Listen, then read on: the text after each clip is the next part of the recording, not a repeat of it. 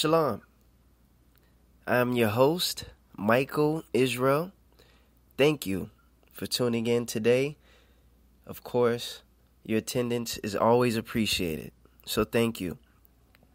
I know it's been a couple of days, but we're back on track. As you all may have known, and as you all may know, it's been a couple of busy days and weeks for me preparing for this upcoming art show down in Miami.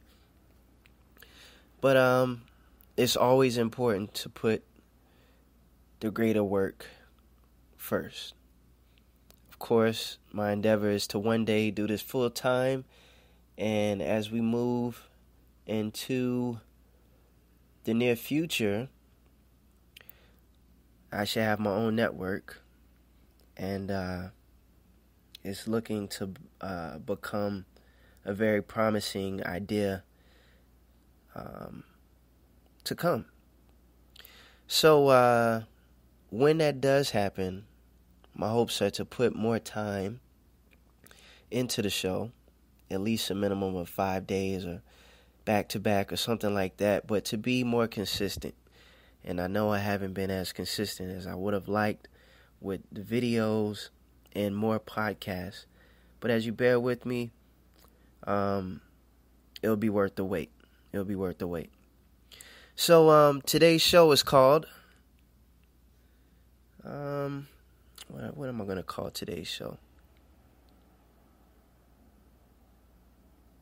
You're chosen, so be thankful. And with that being said, you already know how we do. I'll be back in just a minute. Kick the beat. Yeah, maybe one day you'll awake. Or maybe you're already awoken. But don't run away from the truth. We need the truth. Don't run away from the truth.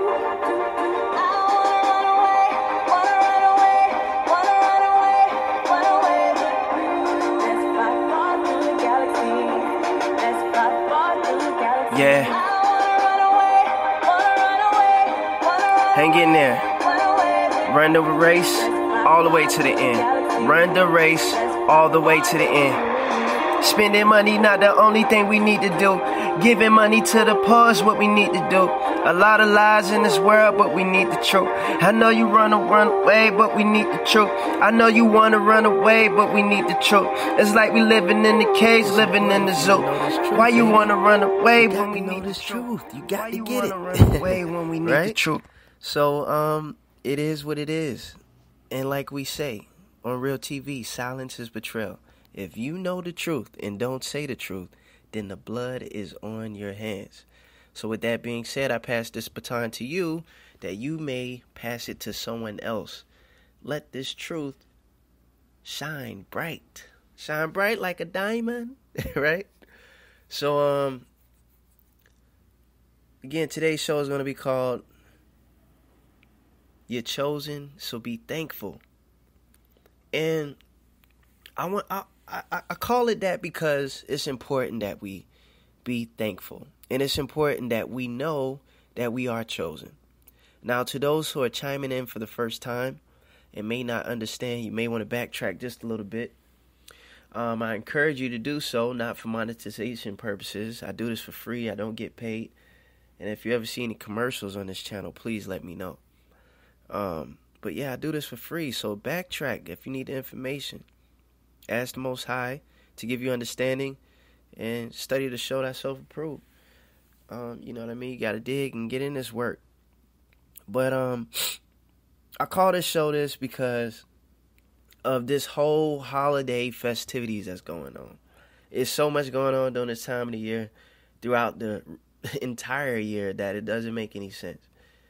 But of course, it's a little more heavy now because you got Thanksgiving, and then you got the upcoming Christmas holiday, and then you got Kwanzaa, and you got all this other stuff. And then, they got something set up just about for every month. There's Valentine's Day. There's dang on 4th of July. Back to school shopping. And what else? I mean, it's almost like something every month. Mother's Day, then Father's Day. And speaking of that, I got a special song for y'all later. But it's just so much throughout the year. And it's funny how everybody is setting up these trees and going to be setting up trees for the next upcoming days if they haven't already. And the saddest part is that it all started with the tree. You know what I mean? There's trees decorated with garland, you know, that silvery or goldish or red or whatever colors, multicolors. This garland that is wrapped around a tree with the same tree that we're having issues with. We had with since the beginning of the time with Adam and Eve. The same thing was with the tree, the snake in the garden. You know what I mean? There's no evidence that the snake was wrapped around the tree, and there's no evidence that it was ever an apple. But we do know a tree was involved, and they took fruit. And they dangled the same thing in front of us, all to make fun of us. Like they have no idea. They're not going to put two and two together and understand it. But no, we do. The 1/3 we do. And for those who are waking up, you do. You're starting to understand. So you gotta be thankful that you're chosen. The Most High has chosen you to be a part of His elect. And you know who you are. You know who you are. Everybody's not going to make it to heaven, but everybody's trying. You know, someone said, what's the popular quote? Everybody want to go to heaven, but nobody want to die. Well, you don't have to. There's a work that we must do first. And, of course, not everybody may be able to finish their work. But it's important that we find ourselves in this world to find out who we are. And once we know who we are, we have to do the work of the Most High, right? To help others know who they are. That's what it's really all about. Helping others, love thy neighbor. And with this whole holiday thing, it's all based on food. Trees and food. Putting up trees, putting up lights, and eating food. The same thing relates back to Adam and Eve in the garden. There's around a tree, and it involved eating food. It may not have been a turkey. It may not have been dressing in cranberry sauce and all that. But it's similar to what is going on in today's world. There's nothing new under the sun, right? So, yeah. I mean, a lot of people, it's just so sad how the whole thing is just based on food. I mean, people have a legit idea that the whole Thanksgiving thing wasn't a holiday to be celebrated. It was a massacre. It was a massacre. That's basically what it was. And there's no telling where you got your food from or who house you may have eaten from. You know what I did? I bust open a pack of oatmeal and I was good. Apple. And yes, I probably was wrong for that, but yeah, it was from Quaker Oats too. Yeah, the one with the pilgrim hat. So just because I had Quaker's Oats, the ones with the pilgrim hat, doesn't mean I was promoting Thanksgiving, you see? But I don't know, maybe I'm going too far out. But I say that to say that I didn't care for no turkey. I didn't care for no ham. I don't eat swine, no ham anyways. I didn't want no potato salad, no sweet potato pie, none of that. No apple pie, no peach cobbler, none of that. Nothing, nada. No casserole, nothing. I didn't want to go to nobody's house. I didn't call my family to say Happy Thanksgiving. Even though I could have called and talked with them as a regular conversation, but I didn't make that call because I didn't want a Happy Thanksgiving. I even had to go to my job. And on my job, there were guests who said Happy Thanksgiving. And how did I respond to that? I said, good morning. And they said, oh, Happy Thanksgiving. Good morning. And you don't have to say it just because they say it if you're not with it. We have to find a way to move forward with the things that we're not, or the things that we're no longer accustomed to. You know, we no longer have to play that game. If you don't celebrate Christmas and someone says Merry Christmas to you, you don't have to say Happy Holiday because you know that there's no holiday to be celebrating for. You could just say whatever time of the day it is. I mean, based on the conversation, you know what I mean? You could just smile and just let it ride. You just got to find a way to be creative and to get past that entry level of a conversation. If you're not in the means to really break it down like that. You know, the scripture says we got to be wise as serpent and harmless as dove. But I say this to this show to be thankful. Got to be thankful. Thankful that we're alive. Thankful that we're breathing. You know what I mean? Not just on the day in November. You know what I mean? On the fourth, what is it? Every fourth Thursday in November, to just be thankful. We thankful right now. We thankful every day. Every single day we should be thankful. Right? A lot of people got food from people's houses. They had no idea where the people got it from. Though those dishes may look so good and was decorated so nice with the parsley and paprika and all these little herbs and fruits on the side. People probably had the little pineapples with the cherries on it like you see on TV and in the Betty Crocker's cookbook. But you have no idea where they got their food from. And I say that to say this, is that even though you say grace,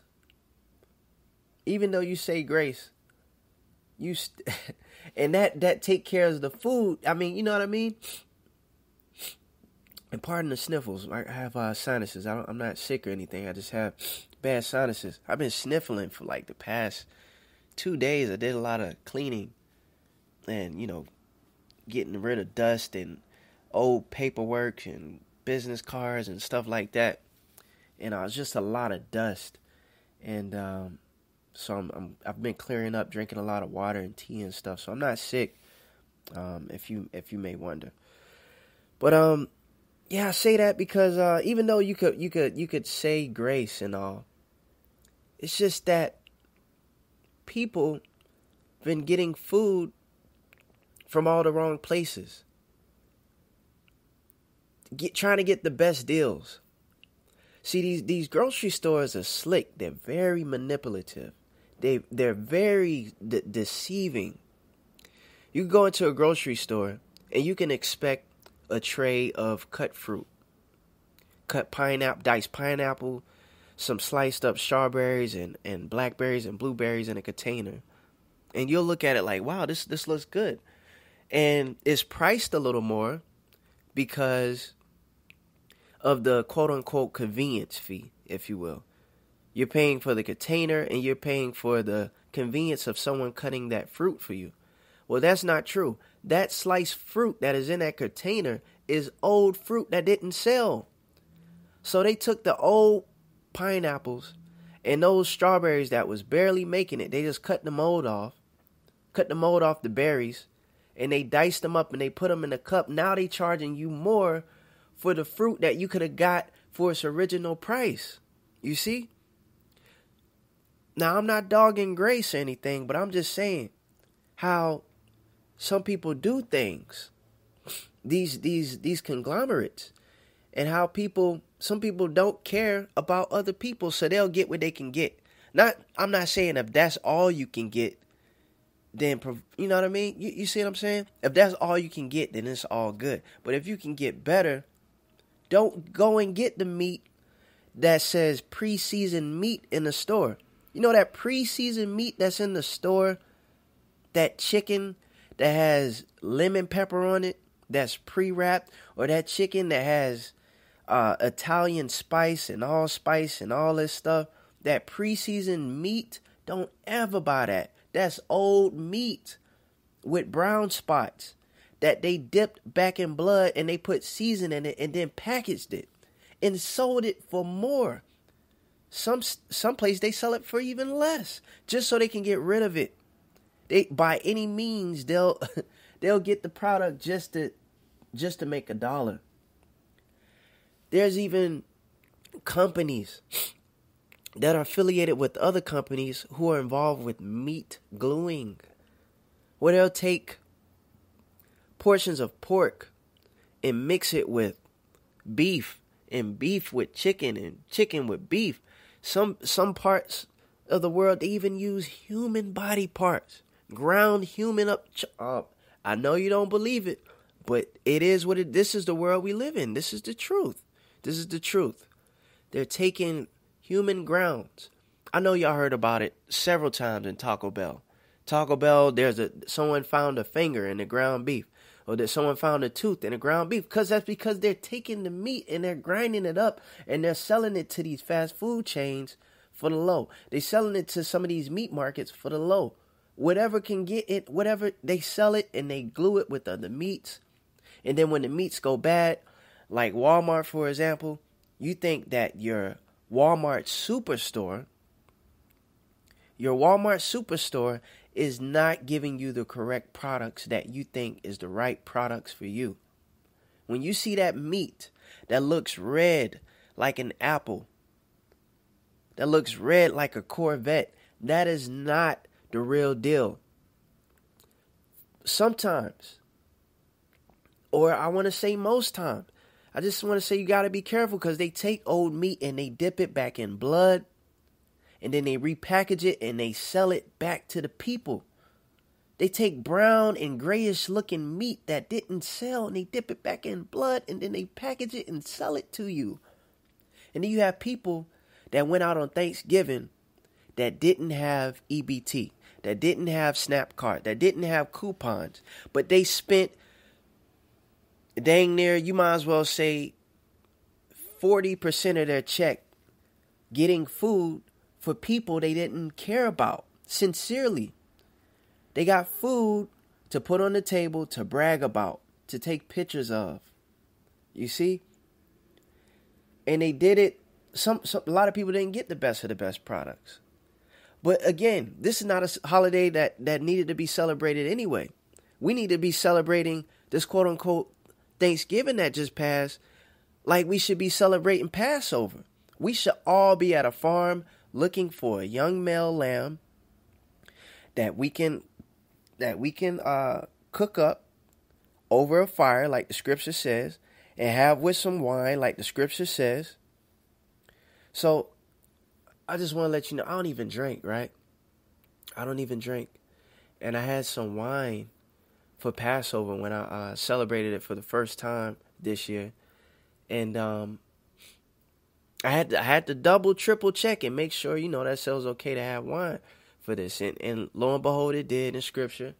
So, I got some wine. And, I did it how I cooked, made sure I cooked it on the grill. I got a video on it. I didn't show the whole thing, but a portion of it. And cooked it up and everything on an open fire. Not supposed to bake it in the oven. Not supposed to cook it on an electric stove. It says an open fire. He's very strict about how he's supposed to cook it. Cook it with bitter herbs, sage, thyme, rosemary, stuff like that. And cook it up, man, and it's just a blessing, man. It really is.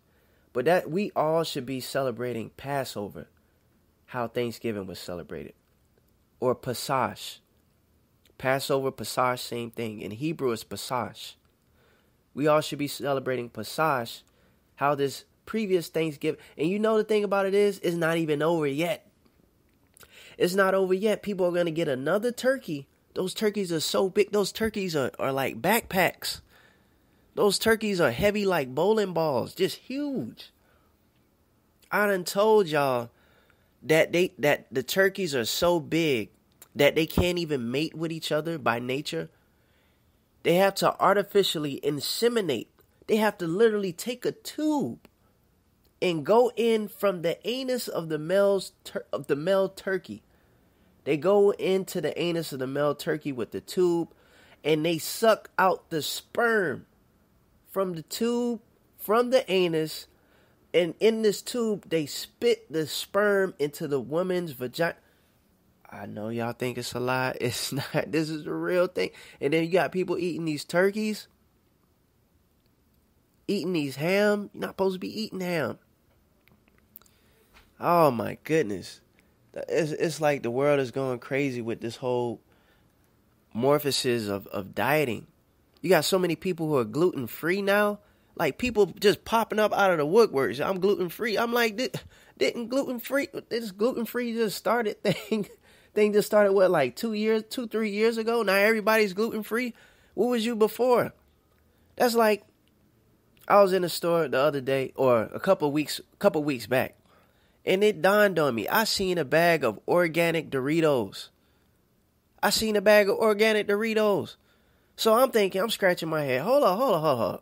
So these are organic Doritos. What was they feeding us before? You know what I mean? I'm like, dang, they got organic Doritos. And then I seen a bottle of Gatorade. The bottle of Gatorade said organic Gatorade. I'm like, you've got to be kidding me. This whole time, what was the regular Gatorade that we was drinking before? It just makes you question everything. Just out the woodworks. That's how I feel about gluten-free. People just out the woodworks. I'm gluten-free. Even though this is a condition that some people may have had over a span of time, but it's just like out of the... I just don't understand it. I don't understand it. I don't. I really don't.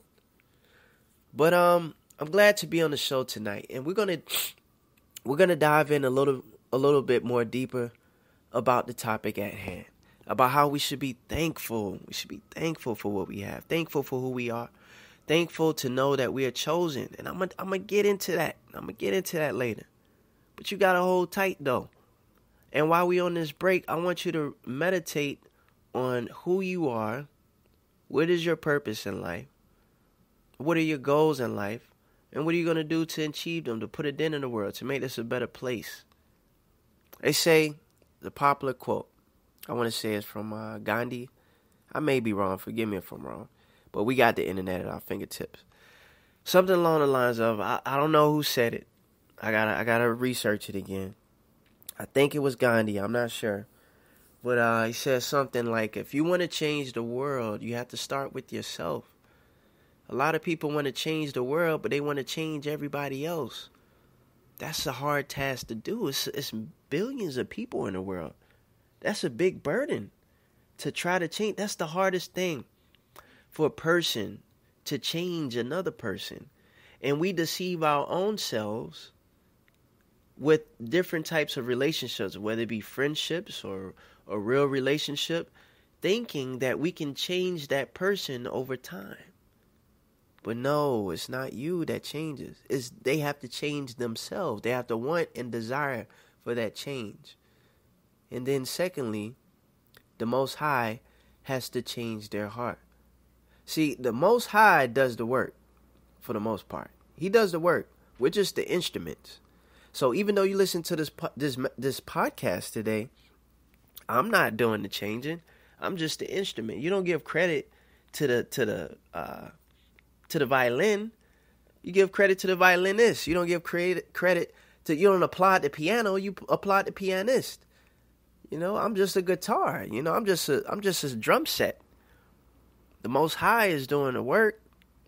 He put something on my heart to tell to your heart, to give to you. So, just think about that. Think about some of the things that you're thankful for. Not because it's Thanksgiving. You know what I mean? Just because it's a regular day. Just because it's Wednesday. And it's 6:58 p.m. Eastern Standard Time, USA. Just because it's random. I want you to be thankful just because it's random. We got to be thankful just because it's random. Every day around the clock, 24 hours a day, when we're awake, we should still be thankful for a lot of things. By the way, I really want to do 20 questions. I've seen a number of your questions in the comments and through the emails.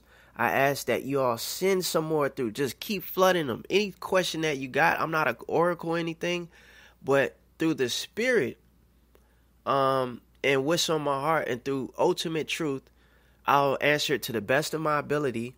And if I don't know the answer, then I'll say I don't know the answer, or I'll skip that question. But keep sending them in. They're excellent questions. And if we get enough, and if we get a good amount of questions, then I'll consider doing 20 questions this week.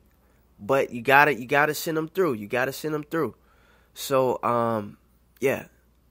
whether it's about celebrities, life, whatever it is, I want to see if I can, if we get a part 2 going. So, be thankful, and you are chosen. This song is an old one. And it's called Happy Mother's Day. We got to be thankful for our mothers, our dads, our grandmas, our uncles, our cousins, our associates, our companions, our friends, our strangers that we don't know, our neighbors. You know, we got to be thankful for everybody. So just because it's not May right now, just because I'm going to play this song because we all need to be thankful. Be back in a minute. One. Happy Mother's Day. I love you, Ma. I like this song. I know it's not my beat, but it's a freestyle, you know. Best Black Eyed Peas that I ever seen. When I look into your eyes, I see my Siamese. Firstborn, I'm glad you had me. You cut my hair when I was one cause it was nappy. I love you, Ma. I love you, Mama. I miss you, Mama. I'm in Savannah. I know you in Atlanta, but I'ma take a trip when I can, when I get a rental coming from Savannah. Firstborn, after me, you had Jackie. After Jackie was Keyshawn. I'm glad you, my mom. I'm glad. Thank you for joining the military. I got to see the world. I got to see the girls.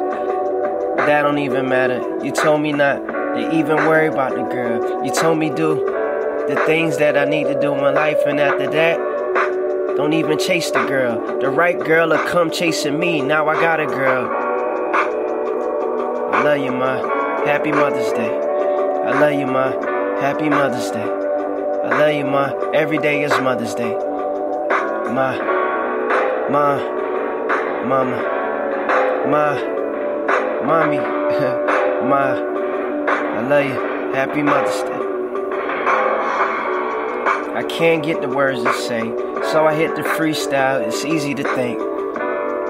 Make the best chicken and corn fritters that I like. You know what I like. The cheesecake cereally. You know what I like. My bedroom clean. You know what I like. And you got a good soul like cook food. You got a good soul. Remember catching the bus at 4 years old. And if a man ever touch you, if a man ever touch you, if a man ever hurt you, y'all gonna have to see me cause I'ma keep it clean. Cause it's supposed to be a good song. I just thank you for the things, Ma.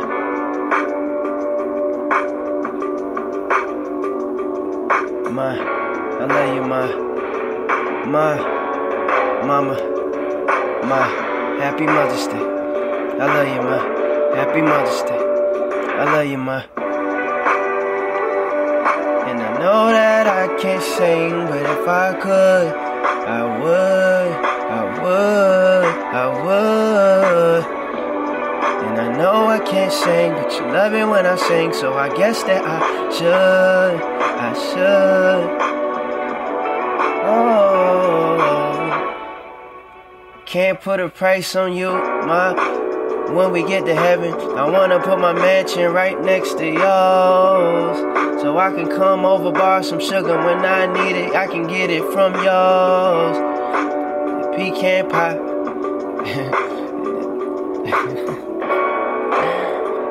I love you, Ma. I love you, Ma. I love you, Ma. Happy Mother's Day. Happy Mother's Day. I love you, Ma. Happy Mother's Day.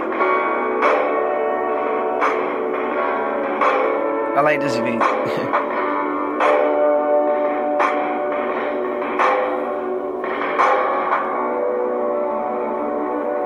It's funny how I look just like you.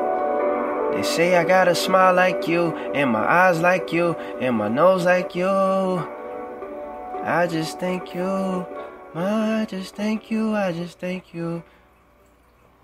I just thank you, I just thank you, Ma, I love you. So be thankful. You are chosen. You are chosen. So be thankful.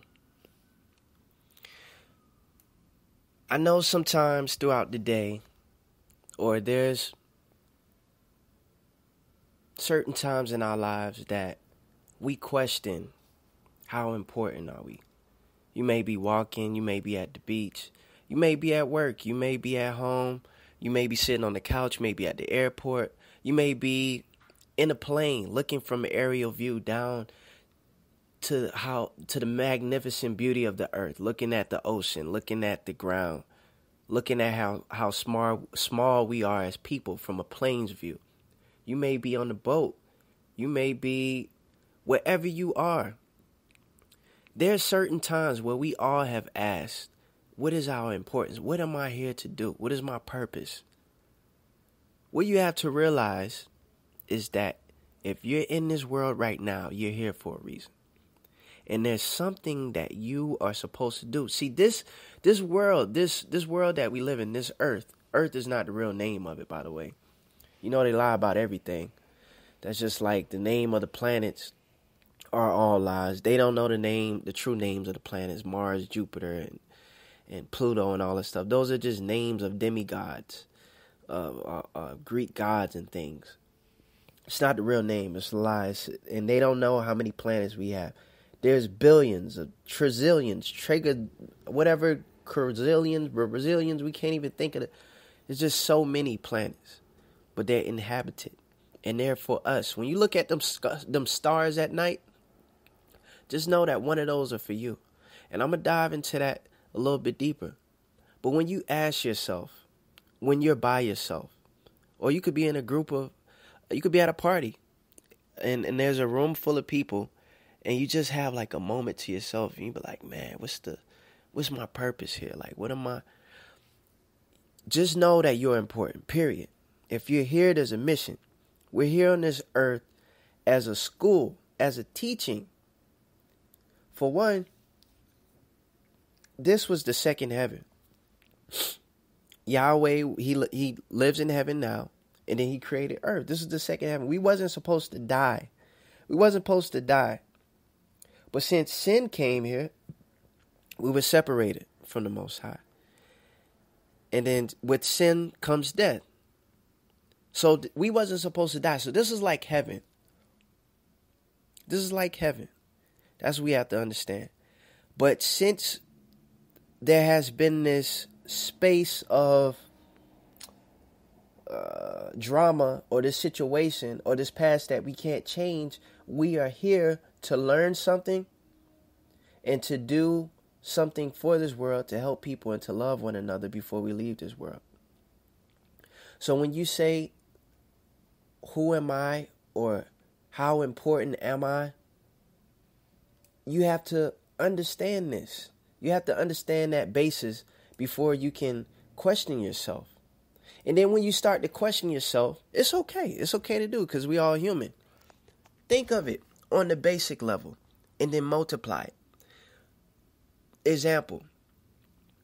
All right? Example. It took two people to make you. I know we live in a world now where there's so much science and everything where they can take spermatozoa from a male's scrotum. That's the plural word for sperm. Sperm is singular, spermatozoa is plural. I used to love anatomy and physiology. But that's a whole different other story. I went to school for surgical technology back in the day. But anyways, I'll just keep it 100. I'll just say sperm. That's common. Even though they could take sperm from a man and fertilize an egg, and they could freeze eggs and all this stuff and make robotoids and clones and all this. It takes two people to make you. It took two people to make you, right? So your father and your mother had to make you. We're not talking about purposely or mistake or nothing like that. Just think about this as a basis. Doesn't matter whether it was an accident or if they got married and play. Even though marriage is important and doing it the right way is important, but we're not on that topic right now. We're not going that deep. It took two people to make you, your father and your mother, right? Those two people were created by four people. Their father, their mother, and then their grandparents had to create them, right? So that's what I mean by multiply. So just think about it from the basics. And as the further you go on and keep thinking and thinking, the number just goes up and up and up. So if it took two people to make you, which is your father and mother, and those two were created by four, then those four were created by 8. And then when you go by 8, the number just keeps going up and up and up to 10 generations, to 12 generations, to 13, to 14. You understand? And then when it all boils down to it, it could go all the way up to 20 generations. And let's just say 20 generations, after all this multiplication, that's approximately 1 million people. Just out an example. So it took 1 million people. 1 million people basically needed to have sex to produce you. 1 million people. 1 million. Just think about that. I know that's too hard to think of for a minute, but I'm trying to break it down to you how chosen you are. You know how many sperm? You know how many? Oh my goodness! Out of all the sperm, you made it to the cell. You know how struggle your fight was? So fighting in this life is nothing new to us. We had to fight to get here. You understand? We had to swim through all the other sperm. You know what I mean? We had to swim. Then we had to crack the egg and wiggle into the egg, and the first one in win. You know what I mean? In this life is similar. We go through a lot. There's people to our left, is to our right. People trying to hold us back. But all we trying to do is make it to the end. You know, it said, he that runneth a race, run the race all the way to the end. Run the race all the way to the end. It's going to be some drama. It's going to be some ups and downs. But the beauty of it is that just be thankful for where you are, wherever you are in life. And then once you're thankful for what you have, then you can get more. You can't be thankful for what you have until you have more. Just imagine this, right? Imagine if you only got, okay, imagine, well, how can I say this? All right. Imagine if you woke up the next day. Like, all right, cool. Imagine if, like, you woke up tomorrow, right? Imagine if you woke up tomorrow and you only got the things that you were thankful for. Like the night before, you had to pray to the Most High. You had to pray to Yahweh, and you had to tell him all the things that you were thankful for. That you were thankful for your family. You were thankful for your place. You were thankful for your job. And then the next day, you only woke up with everything that you was thankful for. So if you didn't give thanks, you didn't have what you have today, you see? Or tomorrow, you see? Now, what if the cards were in that deck? How would life be then? It's very important that we be thankful. I know sometimes people may be a little busy, but we can't be that busy to be thankful for at least a couple of things every day. Make it a goal. Make it a challenge. Challenge yourself. Challenge yourself. You know, when you eating, just say in your mind, oh God, thank you for my taste buds. You know what I mean? Thank you for my feet. You know, I could stand up, I can run, I can walk. Some people don't have legs and stuff. Some people can't walk. Some people were born paraplegic. Some people will never walk until they get to heaven. You know? So it's very important that we be thankful. So again, it took two people to make you. And when you take it all the way up to all these generations, you take it back to all those generations, it took a lot of people just to make one person. One person. That's something to be grateful for. If that's not something to be grateful for, then I don't know what is. I don't know what it is. That alone should make you grateful to be alive and to be able to breathe. You understand? Oh man. That's a beautiful thing. That's really a beautiful thing. You know,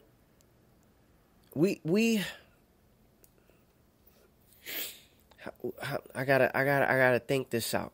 I know this is pre-recorded, it's not live right now, but I gotta think this out. How I want to say it.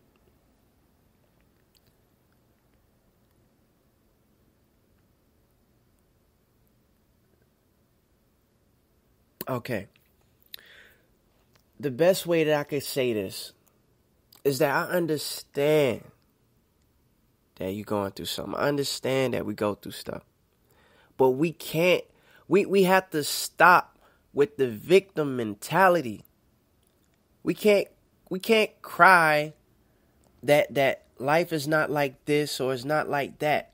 That we don't have, or that you don't have the things that you deserve, or that you're not in life where you want it to be because of somebody else. We can't play the victim role.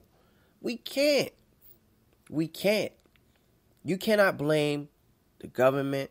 You can't blame your parents. You can't blame your friends, family, school. Nobody is to be blamed for your situation except you. We have to be responsible. And as soon as you understand that, you can start taking responsibility for your life. It's not to say that everything is your fault, but everything is your responsibility. It's not your fault that you got robbed. It's not, but it's your responsibility to deal with it. Of course, it's not your fault for being hit by an earthquake that destroyed your house. Or to all my hurricane victims out there. I gotta talk about this too, because I know the world is moving so fast. It's like y'all think that people forgot about y'all. To Hurricane Harvey, to Hurricane Irma, to Hurricane I want to say Katie. My goodness, there was so many to all the hurricane victims in general. I know y'all feel like your house was destroyed and was flooded out. But it's your responsibility to figure out how to deal with it. That's your responsibility. It's not your fault that to all my foster care family, right? It's not your fault that finding a baby in front of your door. That it's not your fault that you found a baby in front of your door. But it's your responsibility. It's sure enough your responsibility that what will happen to that child.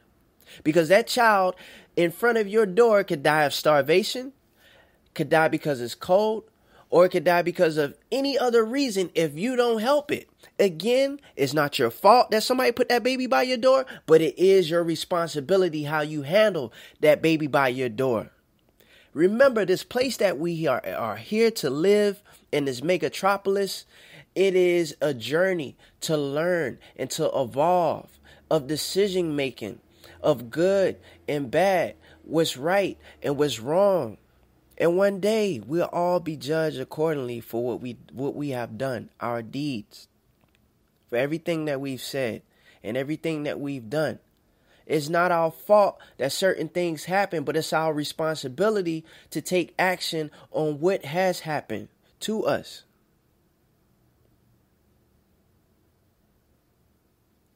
So, I have to urge you to take responsibility for your life and put yourself where you want to be in life. And of course, always keep Yahweh first. Put Yeshua first. Pray, you know what I mean? Inspire other people, you know. Try to do the best you can. Love thy neighbor. Love the Most High with all your heart, all your soul, all your mind. We got to try. You know, I know we all fall victim. We are all human. We're all human. I might be doing this show and it might sound like a lot of positivity, which I hope. But I am human, though. I am human. I am human. So we all fall victim. But once you know who you are, once you know that you are chosen, you understand that everything will be all right. Because you'll know that the Father is going to take care of you. Put yourself in a perspective of parentship. I don't even know if parentship is a word. But put yourself in a role of parenting. I don't have any children, but I have a lot of nieces and nephews. I got 6 sisters. And out of the 6, 4 of them got kids. And out of the 4, 3 of them have 4 kids each. So I got a lot of nieces and nephews. But I don't want to get too deep in that. So I don't have any children myself, but I understand what it's like to have younger ones in your life that you have to be a mentor to. But imagine yourself in the shoes of parenting. if you knew that your child had certain issues, would you want your child to go through those issues so they could be strong, so they could learn and understand? If so, and if not, would you be there to care for your child every step of the way? Any age. But let's just take it for the age of babies. I mean, like 3 and 4 years old, right? Like if your little baby just learned how to walk, if your baby was just learning how to walk, and maybe y'all was at the park and you were sitting on the bench and your baby was walking, you're not going to let nothing happen to your baby. You're going to see where your baby, you're going to be like, no, I'm going to just sit right here. I just want to see what they're going to do. And you're going to let them walk. You're going to let them play in the sand, but as soon as they start getting by the creek, as soon as they start walking by the lake, as soon as they start walking by the pond, as soon as they start walking by the ducks, you're going to stand up. You're going to grab your child at that time when they need help, right? But you're not going to let nothing happen to them. That same similarity is how the Most High is dealing with us. We are his sheep, and he is our shepherd. The shepherd is not going to let anything happen to his sheep. He said purposely, what? That he put us in the midst of wolves to be tested.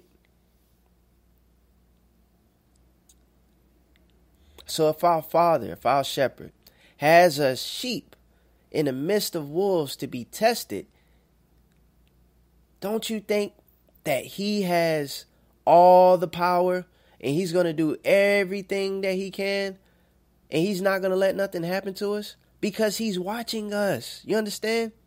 So when you chosen, you have a lot to be thankful for. And if you're living right now, you have a lot to be thankful for. So when you ask how important are you, there's your answer. Think about how many people it took to make you. Think about how the Most High created this world for you. And when I talk about this world, and when I talk about what is to come, we have no idea. I seen a show, I want to say that was yesterday. I seen a quick clip on The Simpsons of heaven and hell. They had one episode about Homer going down to hell and what it was like. And they had an episode of heaven, what it was like. And in the episode of heaven, they asked Homer, he could have anything that he wanted. He said, it's like, just wish for it. Just whatever it is. He said, just think of it. And he thought of something and it just happened instantly. Whatever he wanted. On tap. Anything he wanted. I say that to say this scripture right here. 1 Corinthians chapter 2, verse 9 through 10. 1 Corinthians chapter 2, verse 9 through 10.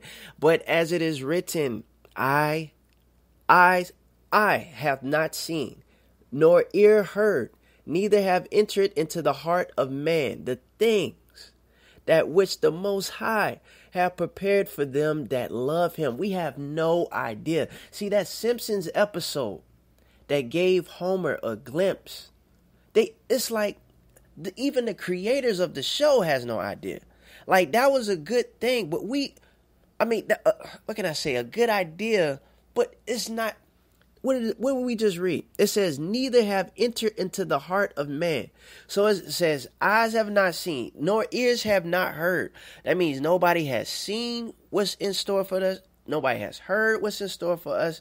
And it's not even the hearts of man to even know what is in store for us. Like, we have no idea anything. All right, I'm gonna read on, then I'm gonna go off for a little bit. All right, let's start over. But as it is written, I hath not seen, they're talking about the eyes, our eyes. I hath not seen, nor ear heard, neither have entered into the heart of man the things that which the Elohim hath prepared for them that love him. But Yahweh hath revealed them unto us by his Spirit.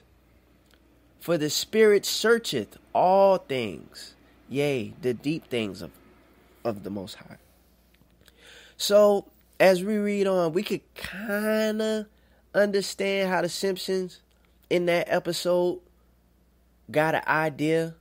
We could kind of understand how Coming to America was set up for certain men who have a mindset of being kings, how he was being bathed, how he woke up to music, how they put clothes on him.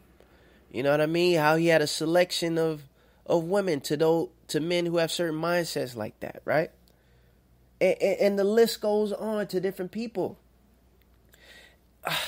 You understand? When you're chosen, and if we can do this thing right and get there, we have no idea. It's like the things. He says, ask and he shall give, right? It said, ask your father. If you ask your father for a fish, will he give you a serpent? If you ask your father for bread, will he give you stone? Right? If our earthly father can give us good gifts and he is of evil, then what greater gifts can our heavenly father give us? Meaning that if the Most High says, ask and you shall receive, then that's what's going to happen, right? That period. There's no punchline. He says, ask and you shall receive. Knock and the door shall be open. So if he's given us this opportunity now here on earth in this evil world, and we're still his children, and yet we're still being blessed, and he's in heaven, how much more are we going to be blessed when we are in heaven with him and we ask him, or we have a desire? He knows the desires of our hearts. He created us. He knows the desires of your heart. And when you're chosen, you make it through this thing, there's a lot in store for you. There's a lot in store for you. To all my carpenters, to all my architects who like to build, you'll be able to build things and structures beyond your belief, made with diamonds and crystals and onyx and rubies and gold, building crystal cities and things of the such. To the people who have been honed to wheelchairs all their life, you'll be able to get up and run and fly and walk. To the people who could never talk, who was mute, you'll be able to talk and sing and read books. It's just, I'm not even pointing. It says eyes have not seen, nor ear have heard. But I hope you kind of get the idea to understand that you are chosen and how you should be thankful. You should be thankful because we got another chance to do this thing. Don't be thankful because of some Christmas holiday. You know it's not a real holiday. Look it up. Who is Saint Nick? Who is Santa Claus? Who is Krampus? You know what I mean? Who is Nimrod? Look it up. Look it up. You should know why you're putting up a tree. You got a lot of people who are putting up trees, but they're putting up trees because it's a fad, because it's a trend, because it's tradition.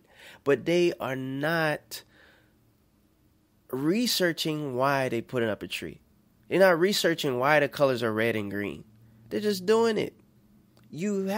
Come on. Come on. We have to do better. We have to. We have to.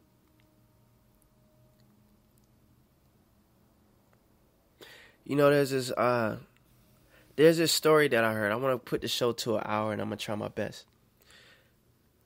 I saw and I heard this story a while back about this guy. And in this story, he said that he wanted to have a glimpse of heaven. He prayed for it. He prayed for it over and over. And one night before he went to bed, he prayed this thing, and then he ended up going to sleep.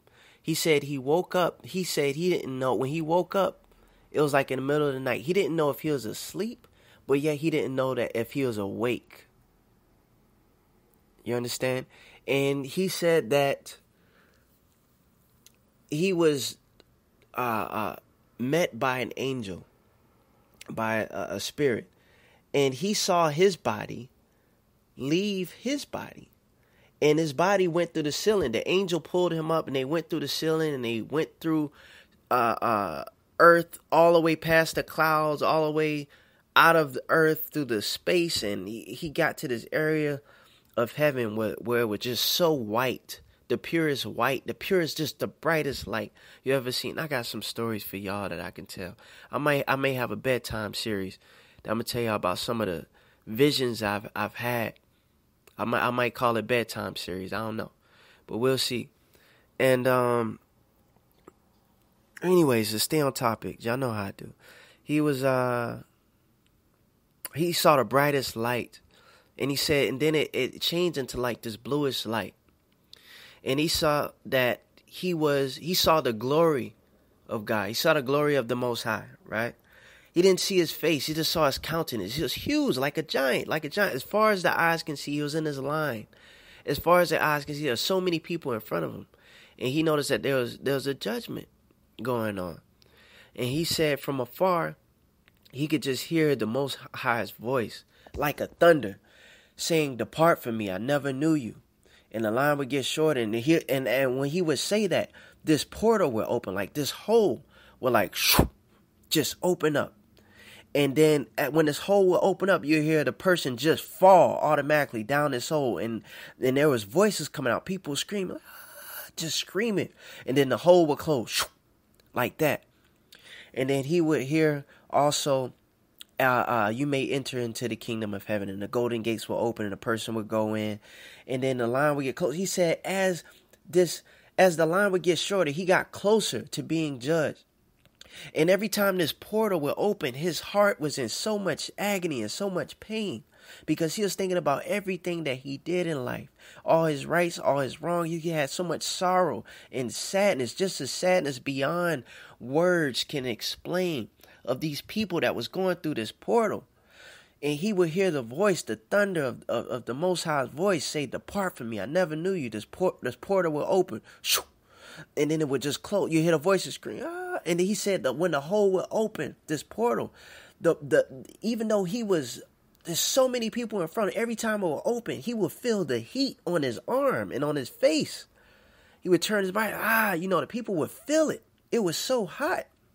He said that after the person that went before him, he was just in so much tears. He was crying. When it was his turn, he was on his face. He was laying on his stomach. He couldn't stand up in front of the Most High. He was on his stomach, on his face, just crying, because all he could think about was every bad thing he did in life. Everything that he said, everything that he done, all of his sins. And he just couldn't stand. He couldn't bear it. He knew in his heart that portal was going to open, and that the Most High was going to say, "Depart from me, I never knew you." And he couldn't take it. He couldn't talk. He couldn't stand. His heart was so heavy, it was beyond words. It was the worst sadness and just that he can ever explain. He couldn't even explain it. But he tried the best way he could with earthly words. So, long story short, he said that the Most High was telling him all the wrongs that he did, and all the things. And this is another thing.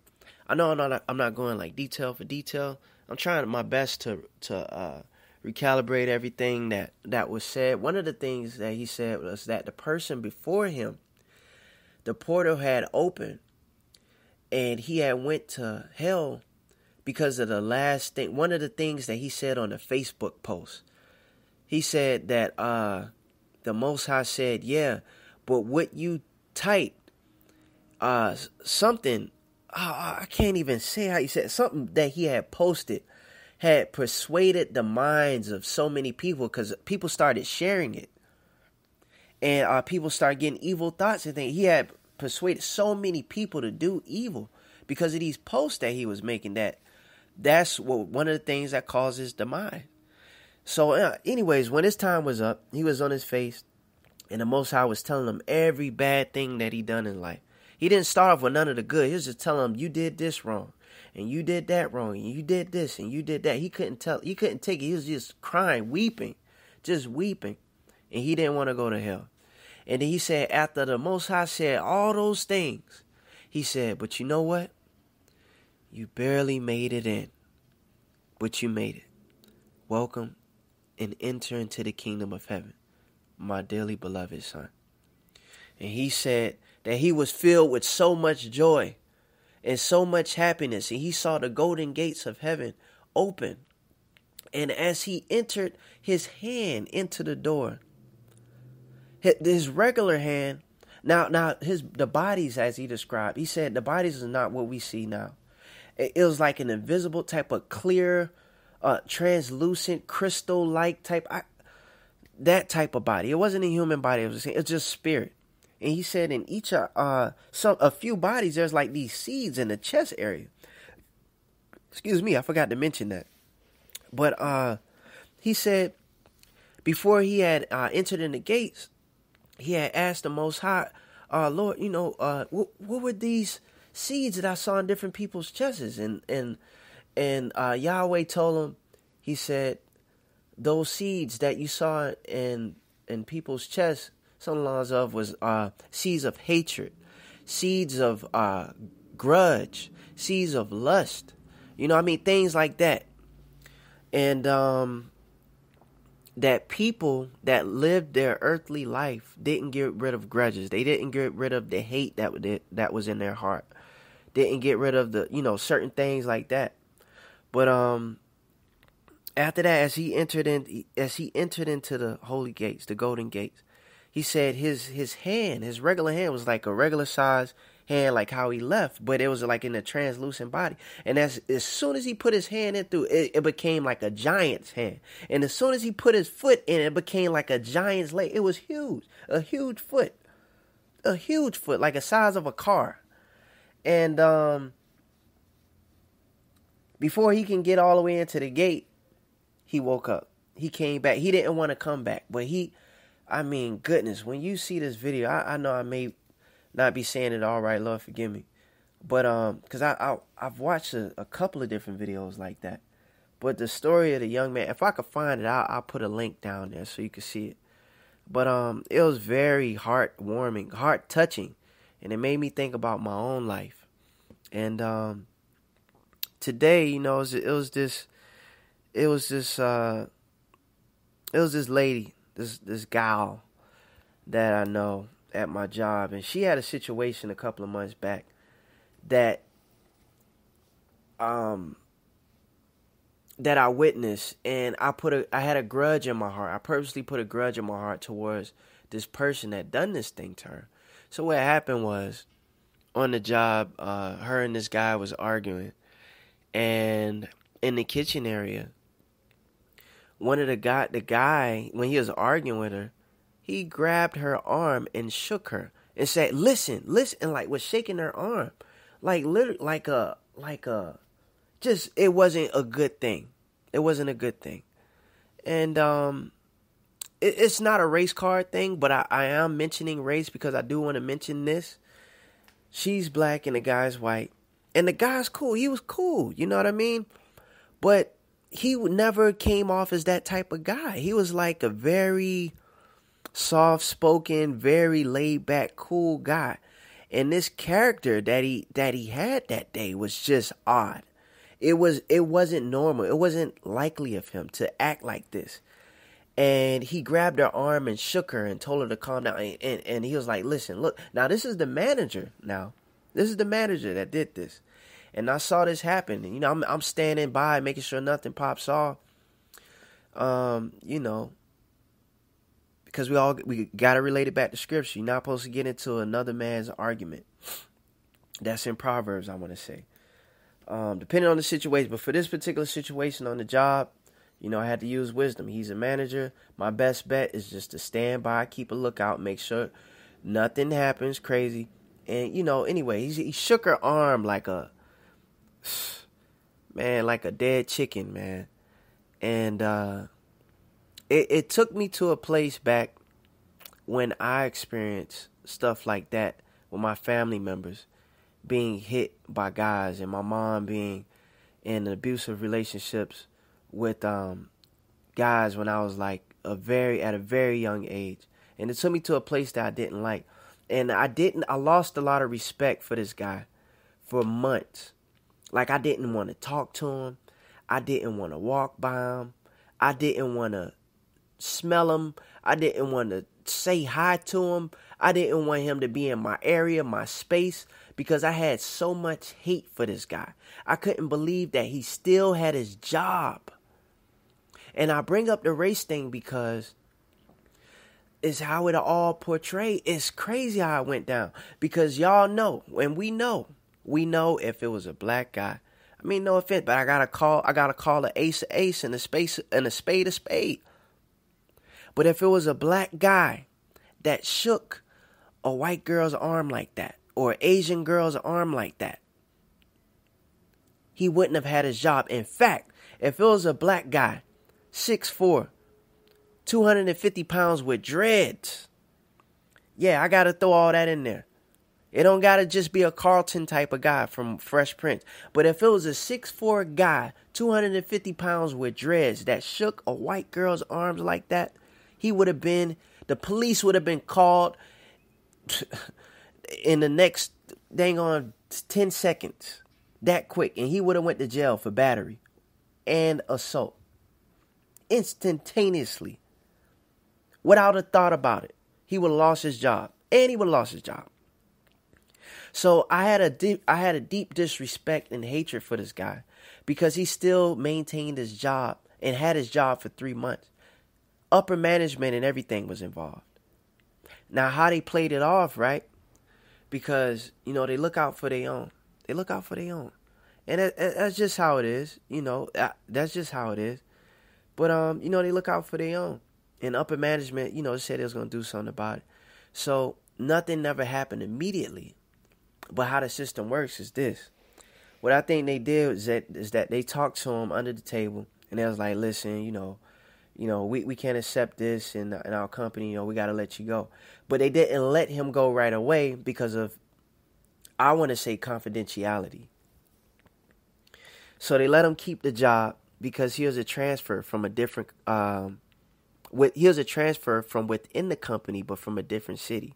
He was only there for like a couple of months. And so I was putting two and two together. I was thinking like, man, they did give him relocation assistance. They paid for the relocation assistance. They let him. They gave him a place to stay for 3 months for free until he could find a place. So I'm like, they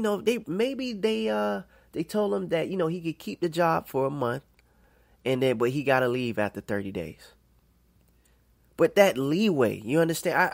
So for that time being while he was there, I had a huge grudge and a hatred towards him. And this lasted for a while. And I would pray about it. I would ask the Most High to help me. And I couldn't shake that spirit off me. I couldn't shake it. And some days I could have shook it and I didn't want to shake it. And I know you may be in those same shoes. Maybe somebody's bothering. Maybe you was in a situation. But since you have been playing that grudge role for so long, it's been days where you've been completely happy to go to work. Just in a good mood. But then you could go around that person and now you got to play an opposite role of what you're really feeling inside. Like it's an awesome day, but now that you get around this person, now you got to put on a role like you really upset, and you don't want to be upset. So after all my prayer, what happened was I had to let go of my pride. Because that girl ended up forgiving him. And I needed to do the same thing. I had needed to do the same thing. And even though in my heart initially I said that I didn't do it wholeheartedly. I didn't talk to him. So one day, even though he was still talking, he'd say good morning, hello, I would just ignore him. And then one day, how I changed it, after praying, so I really, really had to pray. I really, really did, y'all. A lot. I tell you. But one day I just talked back. I was like, good morning or hello, whatever. And then it kind of morphed into us talking again. And then lo and behold, it's funny. You got to be careful because the Most High works in mysterious ways after this happened. Right? See, this girl that he did this to, she's married. And her husband is a paraplegic. So he can't, take up for her like that. You know what I mean? And she's like a sister to me. Or, in a way, you know what I mean? But anyways, it's you got to be careful because the Most High works in mysterious ways. What happened was this guy, he was married. And him and his wife had trouble. And he left his job because him and his wife was going through a separation and a divorce. So you never know what people are going through. I'm not saying that what he did, him in that situation, is justified or anything. But the Most High, he did this to this girl, and who knows? Who knows? He could have ended up losing his wife. You know what I mean? I'm not saying he lost his wife because of that, but him and his wife are no longer together now. For whatever reasons. And he's no longer at this job. But I had to let that grudge go. I had to let the hatred go. And I'm glad I did it before he left.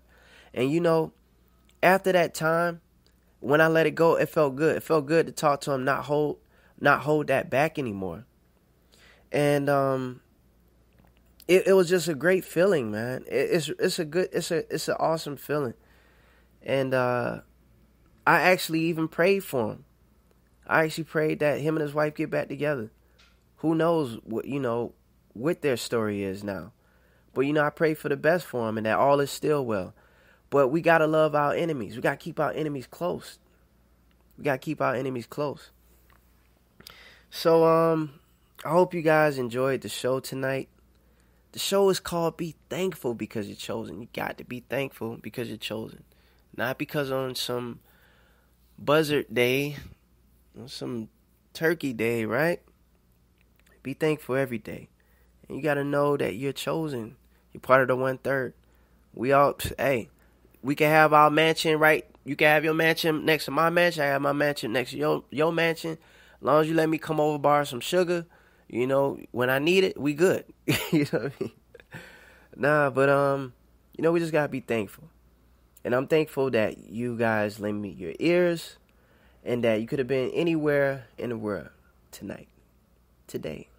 But you decided to tune in with me to get this truth. So thank you for that. And again, with that story, whatever grudge, whatever is in your heart that you need to let go, it's time to let go. Not because some new year is coming up upon us soon, but because it's good to do, just because it's not some new year. And if you want to get healthy, don't get healthy just to do it because of a new year. Do it because you want to get healthy and just do it now. Now is the time. Now is the time. We don't know how much time is on our hands, so now is the time. Right? I got a song that I want to finish with, and it's called Voicemail. It's one that I did a while back. I don't drink, but in a portion of this song, you'll see what I'm talking about. This song literally was a freestyle, and I do it because if it comes from the heart, then it's heartfelt. I always had that phrase, around me throughout my life. I hear a lot of people say it, and then over time, I embraced it more. So I want to implement that in my life. So when I do music, for the most part, a lot of it is really a freestyle. I don't write. I don't know what I'm saying. I don't know what come to mind. I just listen to the beat for a good minute, and then I just do my thing. So this song is called Voicemail. And you'll understand why I called it this. But the whole concept is that one day, eventually, we have to apologize for everything that we ever did and then try to do better. So this song is called Voicemail. And again, you have to be thankful for who you are. Know that you are important. And, be blessed. One love. Stay in tune for the next show. And, stay tuned. Love y'all. Love you much. One love.